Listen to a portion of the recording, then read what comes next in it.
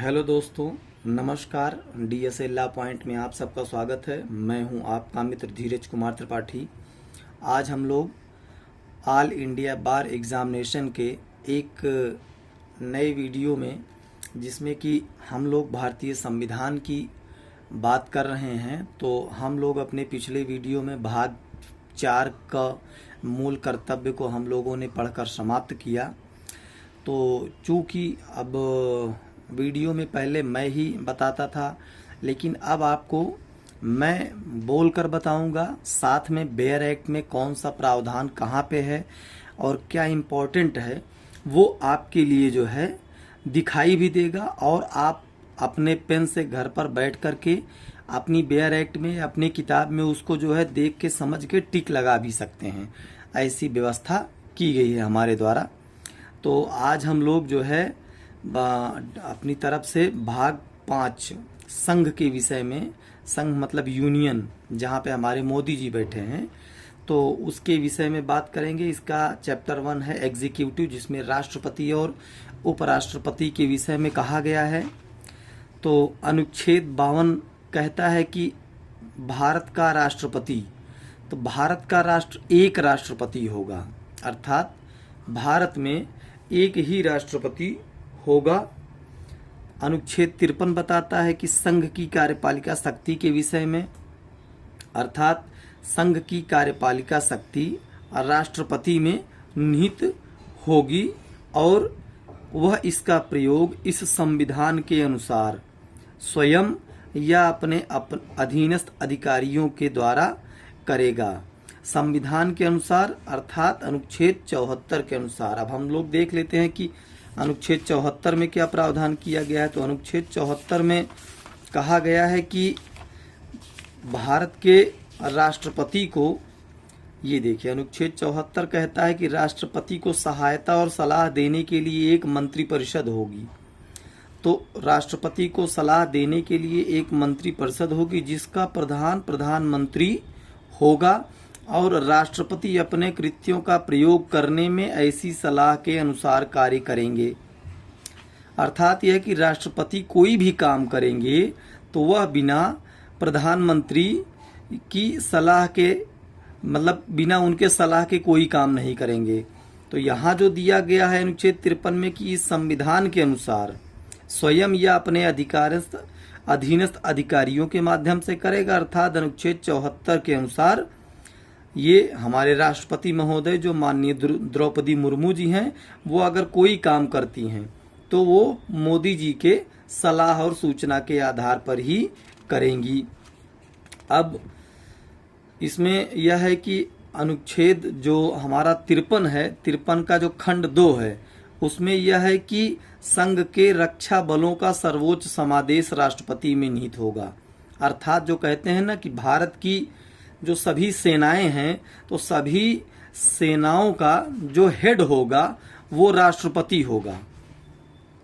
वही उनके लिए जो है, जो भी नियम कानून सारी बातें हैं, वो अपने अधिकारियों के माध्यम से कराएगा। अर्थात संघ के जितने भी रक्षा बल हैं, जैसे CISF है, आर्मी है, BSF है, SSB हैं, तो उन सब का जो सर्वोच्च होगा, मतलब कि कमांडर ऑफ द फोर्स होगा, वो सब जो है राष्ट्रपति होगा।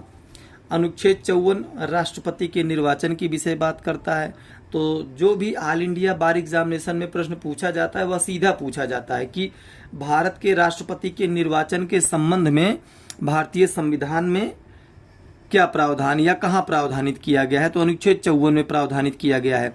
तो राष्ट्रपति का निर्वाचन ऐसे निर्वाचक गण सदस्य करेंगे जो कि संसद के दोनों सदनों के निर्वाचित सदस्य, अर्थात लोकसभा व राज्यसभा में जितने निर्वाचित सदस्य आते हैं, नॉमिनेटेड सदस्य नहीं, वो लोग जो है चुनाव में भाग लेंगे। तथा राज्य की विधानसभाओं के निर्वाचित सदस्य, भारत के अंदर जितने राज्य हैं उनकी जो विधानसभाएं हैं, उनके निर्वाचित सदस्य अर्थात हमारे विधायक गण जो होते हैं, ये उनके चुनाव में भाग लेंगे। तथा राष्ट्रीय राजधानी क्षेत्र जो केंद्र से संबंधित है, जिस पर कि क्या बोलते हैं, वो यूनियन ऑफ स्टेट्स होती हैं, उनमें जो है राष्ट्रीय राजधानी क्षेत्र और पौंडीचेरी के क्षेत्र भी जो है आएंगे, उनके जो विधायक चुने जाएंगे वो भी राष्ट्रपति के चुनाव में भाग लेंगे। अनुच्छेद 55 बताता है कि राष्ट्रपति के निर्वाचन की रीति, manner of election of president. तो राष्ट्रपति के निर्वाचन में भिन्न भिन्न राज्यों के प्रतिनिधित्व के मापमान में एक रूपता बरती जाएगी। As far as practicable there shall be uniformity in the scale of representation of the different states at the election of the president. तो और इसका खंड 3 बताता है कि राष्ट्रपति का निर्वाचन आनुपातिक प्रतिनिधित्व पद्धति के अनुसार एकल संक्रमणीय मत द्वारा होगा और ऐसा निर्वाचन जो मतदान होगा वह गुप्त होगा। The election of the president shall be held in accordance with the system of proportional representation by means of the single transferable vote and the voting at such election shall be secret ballot। अर्थात जो भी राष्ट्रपति का चुनाव किया जाएगा वो गुप्त मतदान द्वारा किया जाएगा। अनुच्छेद 56 बताता है राष्ट्रपति की पदावधि के बारे में, term of office of president. तो राष्ट्रपति अपना पद ग्रहण की तारीख के बाद से 5 वर्ष की अवधि तक का पद धारण करेगा, जो भारतीय संविधान में प्रावधानित किया गया है। और राष्ट्रपति उपराष्ट्रपति को अपने हस्ताक्षर सहित लेख द्वारा अपना पद त्याग कर सकेगा तथा संविधान का अतिक्रमण करने पर अनुच्छेद 61 में उपबंधित रीति के जो महाभियोग जिसका नाम कहा गया है उसके पद द्वारा हटाया जा सकेगा उसे। यदि राष्ट्रपति कोई ऐसा कार्य करता है जो संविधान का इंक्रोचमेंट हो, अतिक्रमण हो, तो उसके हिसाब से जो है उसे महाभियोग द्वारा अनुच्छेद 61 में प्रावधानित है जो उसके द्वारा उसे हटाया जा सकेगा। तथा राष्ट्रपति जब उसकी अवधि समाप्त हो जाती है, राष्ट्रपति की अवधि समाप्त हो जाने पर वह तब तक पद धारण करता रहेगा जब तक कि उसका उत्तराधिकारी अपना पद ग्रहण कर नहीं लेता। अर्थात जब हमारे पूर्व राष्ट्रपति रामनाथ कोविंद जी का समय समाप्त हुआ 5 वर्ष, उसके बाद जब तक द्रौपदी मुर्मू जी अपने पद को ग्रहण नहीं कर लेती तब तक वो अपने पद पर बने रहेंगे, उसके पहले वो अपना पद नहीं छोड़ सकते। अब यह है कि जो इसका खंड 2 जो कहता है वो यह कहता है कि उपराष्ट्रपति को संबोधित त्यागपत्र की सूचना लोकसभा के अध्यक्ष को तुरंत दी जाएगी। यदि राष्ट्रपति ने उपराष्ट्रपति को संबोधित करके त्यागपत्र दे दिया है तो उसे लोकसभा के अध्यक्ष को उसकी तुरंत सूचना दी जाएगी कि राष्ट्रपति के द्वारा अपना त्यागपत्र दे दिया गया है। अनुच्छेद 57 कहता है कि पुनर्निर्वाचन के लिए पात्रता, एलिजिबिलिटी फॉर री इलेक्शन। तो कोई भी व्यक्ति जो राष्ट्रपति है, पद धारण करता है या रह चुका है, तो उस पद के लिए पुनर्निर्वाचन का पात्र होगा। अर्थात यदि रामनाथ कोविंद जी एक कार्यकाल उनका पूरा हो चुका है और दूसरा कार्यकाल में वह फिर से चाहें तो वह अपने पार्टी के माध्यम से या किसी अन्य पार्टी के माध्यम से राष्ट्रपति के उम्मीदवार के पात्र होंगे, राष्ट्रपति में निर्वाचन के पात्र होंगे। ऐसा कोई प्रावधान यहाँ नहीं है कि कोई व्यक्ति कितनी भी बार राष्ट्रपति नहीं बन सकता, मतलब एक ही बार राष्ट्रपति बनेगा ऐसा नहीं, वह कितनी भी बार राष्ट्रपति बन सकता है। अनुच्छेद 58 कहता है राष्ट्रपति के निर्वाचित होने के लिए अर्हताएं। तो qualifications for election as president, तो राष्ट्रपति के निर्वाचित होने के लिए जो पात्रता होगी, जो पात्र व्यक्ति होगा, वह सबसे पहला तो भारत का नागरिक होना चाहिए। उसके बाद वह 35 वर्ष की आयु पूरी कर चुका हो, अर्थात 35 वर्ष से कम का व्यक्ति ना हो, तथा लोकसभा का सदस्य ना हो। लोकसभा का सदस्य निर्वाचित होने की अर्हताएं रखता हो, ऐसा व्यक्ति जो है वह राष्ट्रपति के निर्वाचित होने के लिए पात्र हो। लेकिन कोई व्यक्ति भारत सरकार या किसी अन्य राज्य सरकार के अधीन नियंत्रण में कोई लाभ का पद धारण करता है तो वह राष्ट्रपति का निर्वाचित होने का पात्र नहीं होगा। यदि ऐसा व्यक्ति जो केंद्र सरकार या राज्य सरकार में यदि कोई लाभ का पद धारण किए हुए है, किसी पद पर है, तो बिना उसका त्याग पत्र दिए उसे छोड़े राष्ट्रपति के निर्वाचन में भाग लेने का पात्र नहीं होगा। अनुच्छेद 59 कहता है राष्ट्रपति पद के लिए शर्तें, कंडीशंस ऑफ प्रेसिडेंट ऑफिस।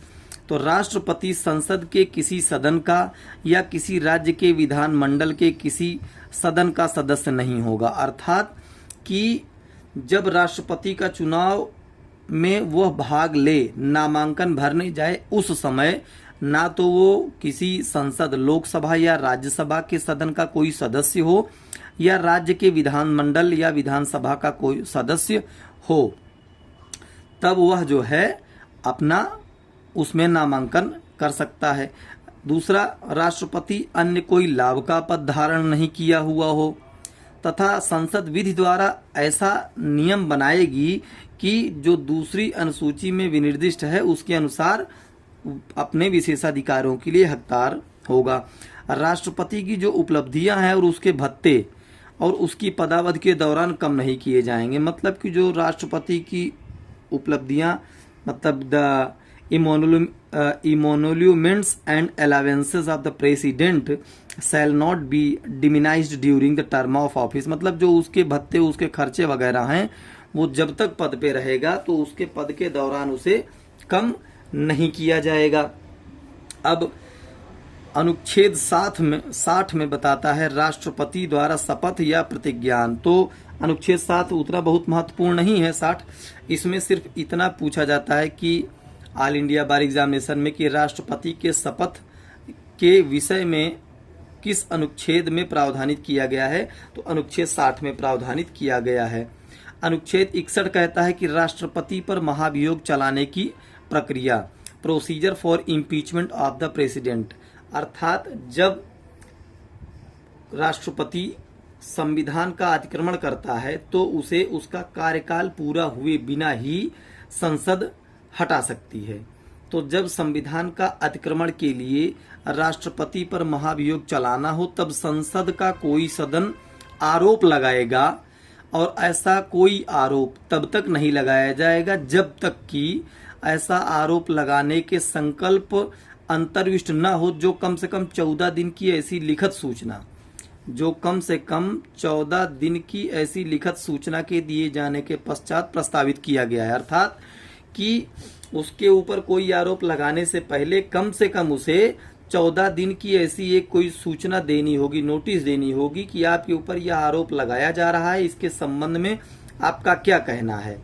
तो उसको सूचना देने के बाद ही उसके ऊपर कोई कार्यवाही आगे चलाई जाएगी, जिस भी सदन में, चाहे राज्यसभा या लोकसभा में अगर कोई कार्यवाही उसके खिलाफ शुरू की जाएगी तो उसमें कम से कम 1/4 सदस्य अपने हस्ताक्षर किए हुए हों तथा उसके जो सदन की कुल सदस्य संख्या है उसके 2/3 बहुमत के द्वारा ऐसा संकल्प पारित नहीं किया गया है, तब तक वह उसके ऊपर नहीं हटाया जाएगा। अब यह है कि खंड 4 कहता है कि यदि अन्वेषण के परिणाम स्वरूप यह घोषित करने वाला संकल्प की राष्ट्रपति के विरुद्ध लगाया गया आरोप सिद्ध हो गया है, आरोप का अन्वेषण करने या कराने वाले सदन की कुल सदस्य संख्या के कम से कम 2/3 बहुमत द्वारा पारित कर दिया जाता है, तो ऐसे संकल्प का प्रभाव इसके इस प्रकार पारित किए जाने की तारीख से राष्ट्रपति को उसके पद से हटाना होगा। मतलब कि जब उसके ऊपर जो आरोप लगाया गया है संसद द्वारा, जिस सदन द्वारा, उसको लगाने के बाद कम से कम जो उसके सदस्य हैं उस सदस्य के कम से कम 2/3 बहुमत के द्वारा ही जब तक वह पारित नहीं हो जाता है तब तक ऐसा राष्ट्रपति अपने पद से नहीं हटाया जाएगा। अनुच्छेद 62 कहता है कि राष्ट्रपति के पद में रिक्ति को भरने के लिए निर्वाचन कराने का समय और आकस्मिक रिक्ति को भरने के लिए निर्वाचन व्यक्ति की पदावधि। तो राष्ट्रपति की जब अवधि समाप्त हो जाती है, जिस दिन, जैसे मान के चलिए कि अब आज 14 सितंबर है तो 13 सितंबर को राष्ट्रपति का कार्यकाल खत्म हुआ, तो उसके बाद पदावधि के समाप्ति के पहले ही ऐसे राष्ट्रपति का निर्वाचन जो है पूरा कर लिया जाएगा। पदावधि से कि पदावधि की समाप्ति से पहले ही पूर्ण कर लिया जाएगा। और यदि राष्ट्रपति की डेथ हो जाती है या पद त्याग हो जाता है, वह त्याग पत्र दे देता है, या फिर महाभियोग द्वारा पद से हटा दिए जाते हैं, या कोई अन्य कारण है जिससे पद में रिक्ति है, तो उसको भरने के लिए जिस दिन ऐसी सीट खाली होगी उसकी तारीख से 6 मास बीतने के पहले ही उनका चुनाव कर लिया जाएगा। तो अनुच्छेद 52 से लेकर के और अनुच्छेद 62 तक राष्ट्रपति के संबंध में प्रावधानित है। अब अनुच्छेद 63 से भारत का राष्ट्रपति प्रावधानित किया गया है। भारत के राष्ट्रपति के संबंध में भारतीय संविधान के किस अनुच्छेद में प्रावधानित है? तो अनुच्छेद 63 में प्रावधानित है कि भारत का एक उपराष्ट्रपति होगा। अनुच्छेद 64, उपराष्ट्रपति राज्यसभा का पदेन सभापति होगा। The vice president to be ex officio chairman of the council of states.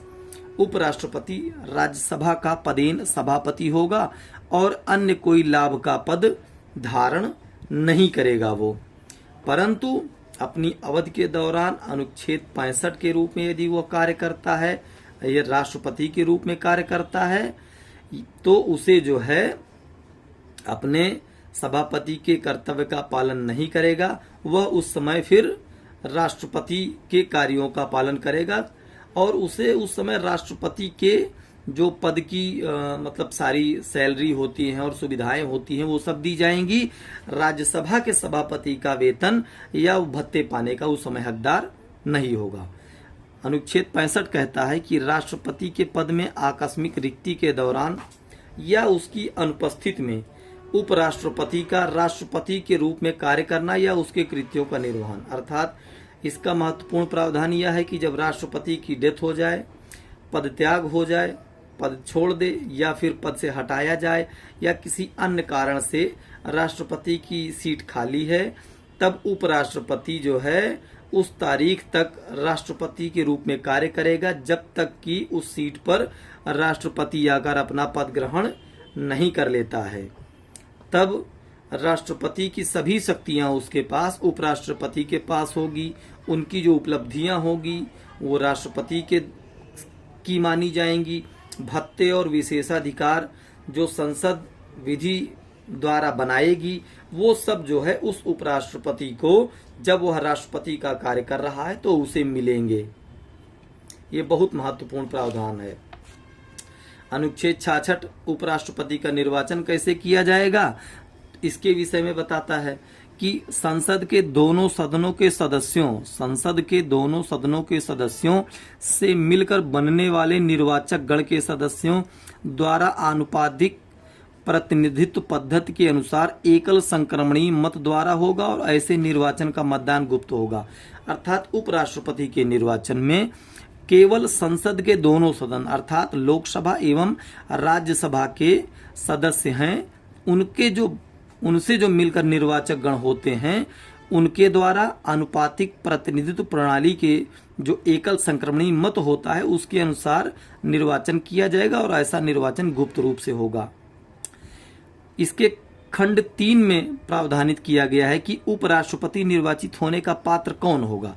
तो उपराष्ट्रपति निर्वाचित होने के लिए कोई व्यक्ति पात्र तभी होगा जब वह भारत का नागरिक हो, 35 वर्ष की आयु पूरी कर चुका हो, राज्यसभा का सदस्य निर्वाचित होने के लिए अर्हित हो। अर्थात उपराष्ट्रपति तभी वह बनेगा जब वह राज्यसभा का सदस्य होने के लिए निर्वाचित हो तथा कोई लाभ का पद धारण नहीं करता हो। अनुच्छेद 67 है उपराष्ट्रपति का पदावधि टर्म ऑफ प्रेसिडेंट। तो उपराष्ट्रपति अपने पद ग्रहण की तारीख से 5 वर्ष की अवधि तक पद धारण करेगा, लेकिन वह अपना त्यागपत्र राष्ट्रपति को अपने हस्ताक्षर सहित लेख द्वारा कर सकेगा तथा उसे तत्कालीन जो राज्यसभा के सदस्य हैं उनके बहुमत से जो पारित किया जाएगा संकल्प, उसके माध्यम से जो है उसे हटाया जा सकेगा तथा उपराष्ट्रपति अपने पद की अवधि समाप्त हो जाने पर भी तब तक पद धारण करेगा जब तक कि उसका उत्तराधिकारी अपना पद धारण नहीं कर लेता है। अनुच्छेद 68 कहता है कि उपराष्ट्रपति के पद में रिक्ति को भरने के लिए निर्वाचन करने का समय और आकस्मिक रिक्ति को भरने के लिए निर्वाचित व्यक्ति की पदावधि, उपराष्ट्रपति की पदावधि की समाप्ति की हुई रिक्ति को भरने के लिए निर्वाचन पदावधि की समाप्ति से पहले ही पूर्ण कर लिया जाएगा। अर्थात कि जब उपराष्ट्रपति का कार्यकाल समाप्त हो रहा हो उसके पहले ही उपराष्ट्रपति का चुनाव कर लिया जाएगा।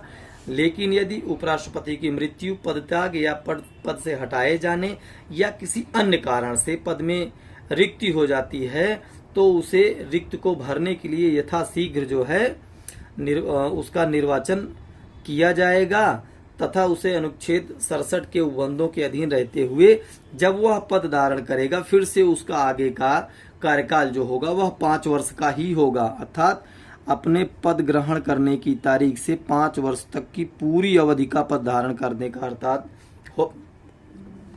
होगा, जिससे कि जैसे अब यह है कि कोई व्यक्ति उपराष्ट्रपति के पद पर है और वह मर गया तो जो नया व्यक्ति उपराष्ट्रपति बन के आएगा तो वो फिर पुनः 5 वर्ष के लिए आएगा, उसकी बाकी की अवधि जो बची है उसके लिए वह नहीं आएगा।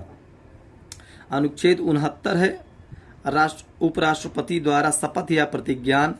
तो ये बहुत महत्वपूर्ण नहीं है, ये सिर्फ प्रश्न पूछेगा तो उपराष्ट्रपति के द्वारा शपथ किस अनुच्छेद में लिया जाएगा, तो अनुच्छेद 69 में लिया जाएगा। तथा अनुच्छेद 70 है कि अन्य आकस्मिकताओं में राष्ट्रपति के कृत्यों का निर्वहन, discharge of president functions in other contingencies.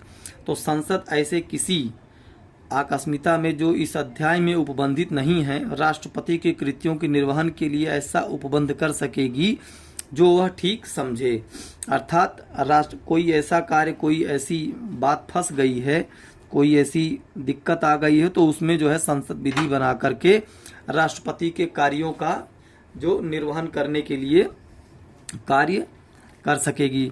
अब अनुच्छेद 71 जिसमें कि 39वें संविधान संशोधन अधिनियम 1975 के द्वारा जो है इसमें संशोधन किया गया और बाद में 44वें संविधान संशोधन द्वारा उसे उपरोक्त रूप में फिर संशोधित होकर लाया गया। क्या कहा गया कि राष्ट्रपति या उपराष्ट्रपति के निर्वाचन से संबंधित या संसक्त विषय, तो राष्ट्रपति या उपराष्ट्रपति के निर्वाचन से उत्पन्न या संसक्त सभी शंकाओं और विवादों की जांच और विनिश्चय उच्चतम न्यायालय द्वारा किया जाएगा और उसका विनिश्चय अंतिम होगा। अर्थात राष्ट्रपति या उपराष्ट्रपति के निर्वाचन में कोई विवाद उत्पन्न होता है तो उसकी जांच और उसका विनिश्चय मात्र उच्चतम न्यायालय द्वारा किया जाएगा और जो उच्चतम न्यायालय डिसाइड करेगा वो फाइनल होगा, अंतिम होगा।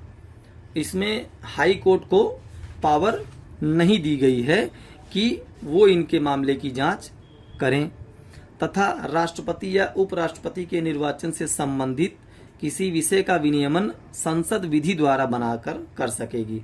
तो राष्ट्रपति या उपराष्ट्रपति के निर्वाचन से संबंधित या उनसे जुड़े निर्वाचन से जुड़े जो भी मामले हैं तो संसद उसका जो है विधि बना करके किसी के मतलब कि संसद विधि के अनुसार जो है उसका निराकरण कर सकेगी।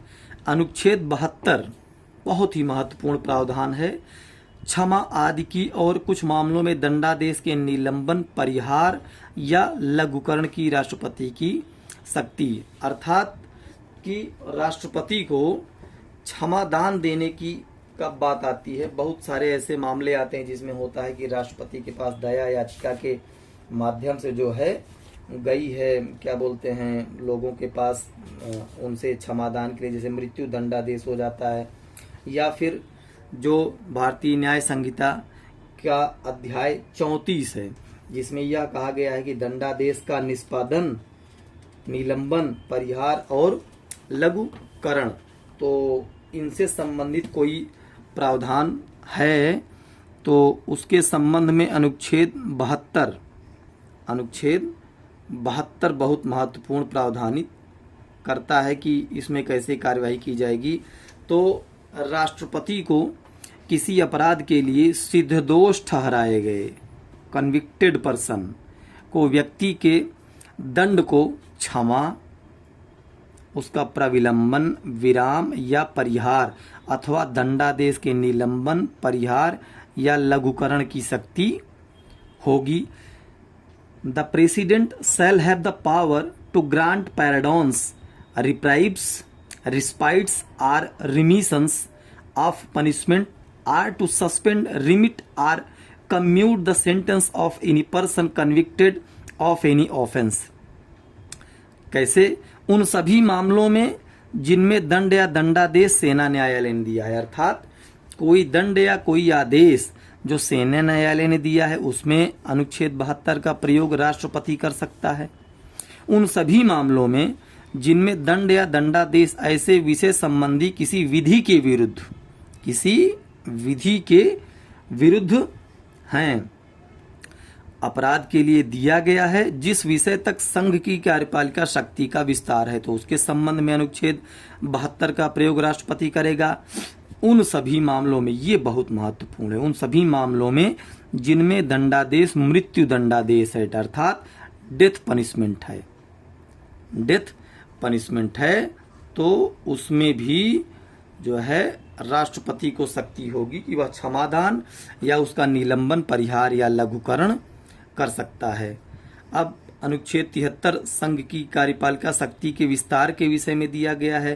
तो संविधान के उपबंधों के अधीन रहते हुए संघ की कार्यपालिका शक्ति का विस्तार जिन विषयों के संबंध में संसद को विधि बनाने की शक्ति है उन तक है, जिन विषयों के संबंध में संसद को विधि बनाने की शक्ति है उन तक है, और किसी संधि, करार के आधार पर भारत सरकार द्वारा प्रयुक्त अधिकारों, प्राधिकार और अधिकारिता का प्रयोग करने तक होगा।